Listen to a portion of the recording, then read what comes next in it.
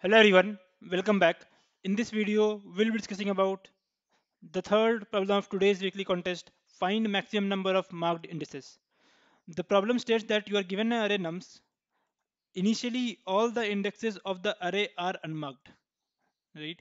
And you can perform the following operation any number of times. The operation is you will pick two different unmarked indexes I and j such that 2 cross nums of I is less than equals to nums of j, and then you will mark I and j. So basically you will pick two indexes I and j which satisfies these condition, and both I and j are unmarked. If all these conditions satisfy for the given ij, you can simply mark the index I and j, right? So you can perform this operation any number of times, and you have to perform it optimally such that at the end you will be having maximum number of marked indexes, right? So that's the uh, that's the problem statement. Basically we need to find out the maximum number of marked indexes if we apply this operation optimally. Now let's take an example. Let's say the array is 9254, right? So here you can see you can pair up 2 with 4, right? But if you do so, you will not be getting the optimal result. So instead what we will do, we will pair up 2 with 5. Basically I is 2 and j is 5. You can see both I and j are unmarked because everything is unmarked initially, and 2 cross 2 is less than equals to 5. So basically both the conditions are satisfied, so we can simply mark these two indexes, right? Now let's take another pair where I is 3 and j is 0. So here as well you can see both are unmarked, and 2 cross 4 is less than equals to 9. So we can mark these two indexes as well. So at the end we are able to mark all the four indexes, and hence the answer is 4, right? So notice they don't want the exact pairing that you have done, but you need to return the maximum number of marked indexes that is possible, right? So now how to solve this? We have to pair elements which satisfy these conditions, right? Or and second condition is both I and j should be unmarked, right? Now how we will do pairing? So notice that I and j, the only constraint on I and j is 2 cross num size should be less than equals to nums of j, right? So there is no restriction on I and j specifically. Basically it doesn't matter whether I is less than j or I is greater than j. That is not specified in the problem. So we are free to choose any I and j. Because of this, the ordering of element doesn't matter, right? So because we can choose any I and any j, the ordering doesn't matter. And because ordering doesn't matter, the first thing that you should always do is to sort the array, because solving the problem on a sorted array is easier than solving the problem on an unsorted array. Because if you sort the array, you will be able to see, you will be able to apply several different algorithms which you wouldn't have applied if the array was unsorted. So always, if index position doesn't matter, always sort the array. That would help you making a step forward in the problem. So in this problem as well, let's say this is the example nums array. We will sort this array. So if you sort this array, the array would look something like this, right? And let's now try to solve the problem on this sorted array, right? Again we need to do pairings. So let's start with 2. So let's say this is I, right? And let's start with 2. Now, which will be j for this I, like for with which element you will pair 2? No, notice that j could be anything which is greater than 2 cross 2, 4. So basically in this particular example, all these indexes are valid value of j's, right? So which one of these will you take? So let's say you say that okay, I will take the smallest one, just for example.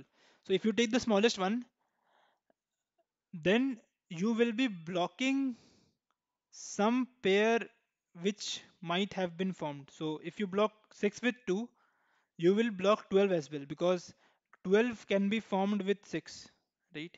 So 12 can be paired up with 6 independently, and 6 and 12 both can be marked independently without the help of 2, right? So we will not take the smallest uh, we will not pair it with the smallest element possible. So let's see that, okay, okay, you say that, okay, let's try to pair up with the largest element. Again, the same argument applies here. If you pair up with the largest element, you are blocking something which could have been paired. So currently there is no other possible pairing of 6. If you look at it, only possible pair of 6 possible say 6 is 12. And if you block 12 with 2, this pair would not be possible, right? So we will not we can't directly assign 12 as well with 2. And to assign anything like in between, you need to have a strong argument why you are applying 2 with 7 or 8 or 9. So basically the current strategy is greedy doesn't work, right? So now which of these element would you pair up 2 with? So let's try to think of it in a different angle. What are the possible values of I? Or in other words, what is the uh, best possible answer in this problem? The best possible answer is 8. Now why 8? Because you in this particular problem you can form at max 4 pairs, and if you can form at max 4 pairs, the answer is 8, right? Now let's say you are able to form 4 pairs, right? So which one of these elements will be I? Forget about the conditions. Let's say you are able to form 4 pairs. So which one of these elements will be I? So I would say only the first 4 elements will be I, and rest you will pick J from the rest of the elements. So this statement is again true. Why? Because these 4, like if let's say you pick this as I, right? Or this as I. So if you pick this as I, and you are saying that, okay, I am able to make 8 pairs. It means this I has some j, and that j should be afterwards, right? Because nums of j should be greater than equals to 2 cross nums of I, right? So that j should be afterwards. So basically, if you are saying that, okay, I am able to pair, let's say, this I with some j, then you can always pair. Sorry, uh, you can always pair some I which you have left here with that j as well, right? So again, to repeat, if we are taking any I which is after n by 2 index, and we are saying that, okay, this is optimal choice. So if this is optimal choice, it means you are able to pair this I with something afterwards, some j, right? And if you are able to pair this I with this j, then you can definitely pair the one which you have left in this first 4 indexes. You can definitely pair this with this j as well, because if 3 is less than equals to 8, because the array is sorted, right? And because that's the case, 2 cross 3 should be less than equals to this as well, if 2 cross 8 is less than equals to this, right? So hope this makes sense. Now what we have just figured out is that the value of I should be the first 4 indexes, right? Now the rest can be the values of j, right? Now let's try to apply the same trick. Let's say you are trying to pair up 2. So if you are trying to pair up 2, you want j which is less, like whose value is greater than equals to 4. So these are all possible values of j in the, like, for 2. Now which one you pick? You will pick this or in between. So let's take you say you are picking 12. This is your j. So again, this argument doesn't matter. This argument doesn't make sense, because if you pick that j, you will be blocking this I completely, right? So that's where you will not pick the largest. And if you pick the smallest one, let's say this is j, here you are saying that, okay, I am pairing 2 with 7, right? Now does it block something? Answer is no, because we know that this can't be I for sure. right? If this can't be I, this can't be paired up with something else afterwards, right? And because that's the case, this is the most optimal choice for this particular I, right? So you are not blocking anything by picking up this J, because let's say you are saying that, okay, if I would not have picked this J for this 2, I would have picked this 3 with this 7. If you do that, it is equivalent to making 2 paired with 7 and then 3 paired with something else, right? So notice, we are what we are saying is we will pair 2 with the smallest one, because if we pair up 2 with something else and pair up 7 with some I which is after this, it means we can always pair that particular index with 2 as well. So for example, let's say you are picking, let's say there are two indexes, J1, J2, and this is two indexes, I1, I2, right? And now what we are saying is I will pick I1 with J2 and I will pick I2 with J1. So if you are able to pick I2 with J1, it means 2 cross 3 is always less than equals to 7, like to J1, right?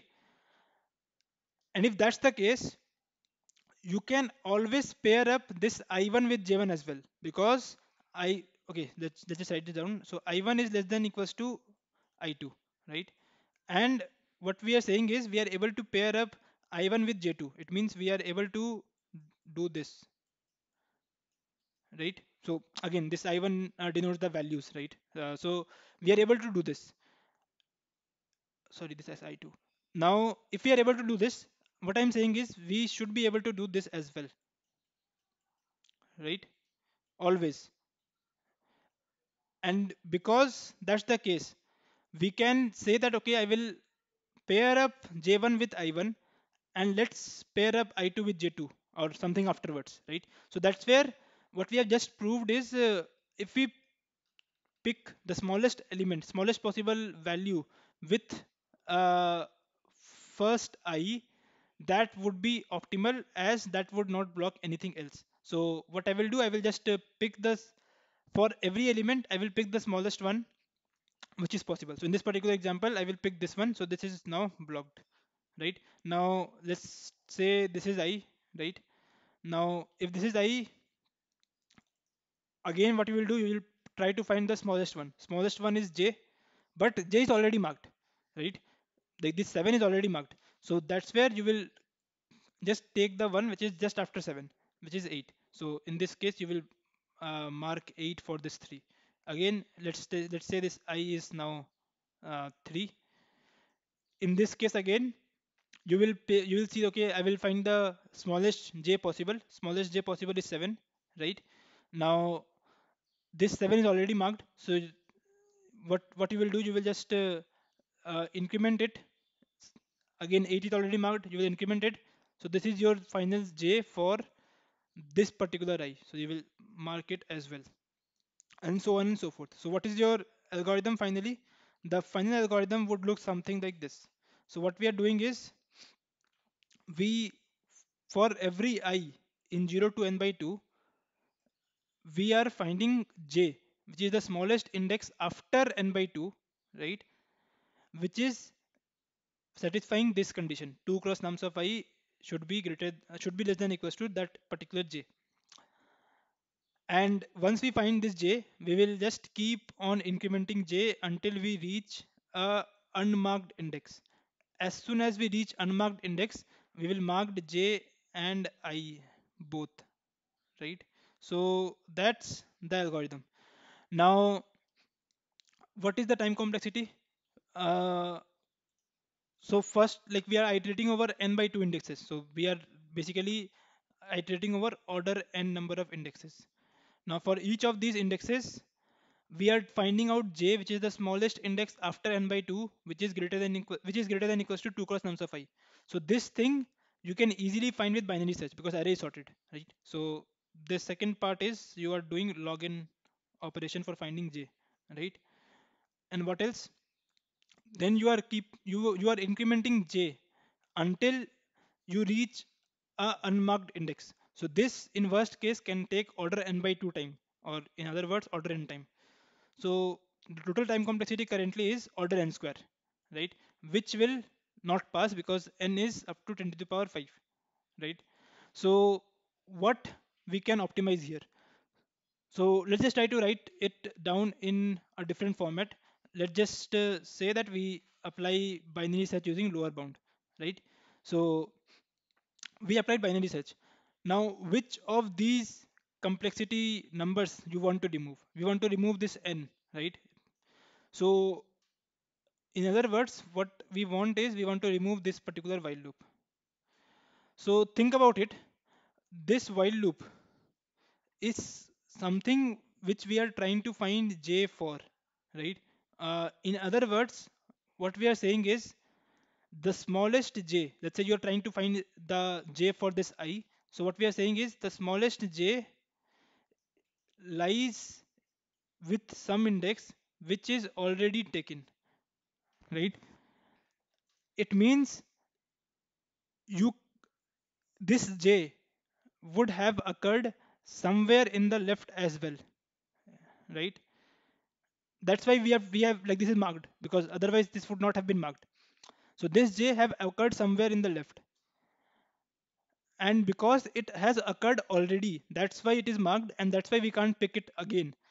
So what we can do, we will see that okay, j is, if some j is already visited, we will not visit that j ever.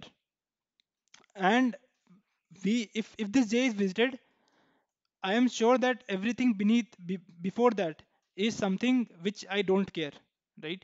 So what we can do, we can simply replace this n by 2 with the last j that we have visited, right? Basically, we want to end up end up at one index which we know that this is the answer for sure, right? So that's where what we are saying is we will try to find out that j which is not yet marked, and for that we will skip all the j's that have already been covered in one of these. And I know that for this element, the value of j will always be greater than equals to the one which we have already covered in the left, right? So whichever we have covered in the left, we will completely skip this. So instead of saying that we will start with n by 2, we will say that we will start with the j which we have paired up this I with, right? Hope this makes sense. So the same algorithm would look now something like this. So we notice that we are now trying to maintain the last j that we have visited. So initially it is n by 2, right? And instead of starting with n by 2, we are now starting with last j. That's the only change. Now because of this change, we know that the first index j that we will hit at will be unmarked. And because that will be unmarked, we don't need to perform this loop again. And the entire complexity would be order of n log n, right? Now, notice that we we are keep like this last j is incremental, like it will never come back as we have discussed.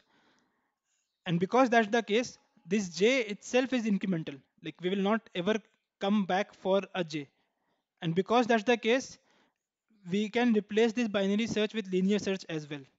So what we are saying is, if this j if we have covered some j before, we will not be covering that j again. So this j is incremental, and hence we will be visiting every index exactly once. So this binary search can also be replaced with linear search, right? So that's the final solution.